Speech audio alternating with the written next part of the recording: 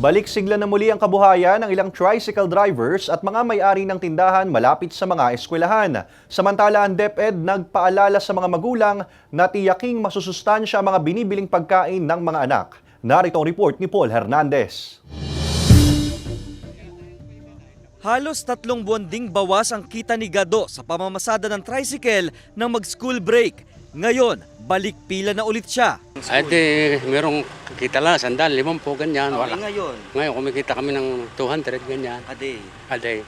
Dinudumog na rin ngayon ng mga magulang at estudyante ang pwesto ni Nita dahil ika nga'y back to regular programming na ang klase. Kahulugan nito ay kita. Kami din po, siyempre may negosyo kasi kailangan po 2 buwan po tayong walang tinda. Dito po kami bumabawi. Pero may paalala rin ng DepEd sa mga magulang na tiyaking masusustansya ang mga binibiling pagkain ng anak sa labas ng paaralan at sa mga school canteen.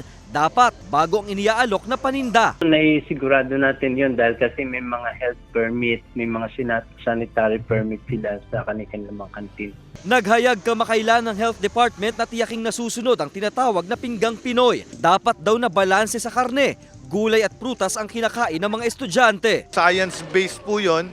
Pinggang Pinoy, the more colorful your plate is, the more healthy it is. Paalala rin ng otoridad ang pag-eehersisyo ng mga estudyante para sa malusog na pangangatawan. Kasama si Kel Ravaca, Paul Hernandez, Balitang Southern Tagalog.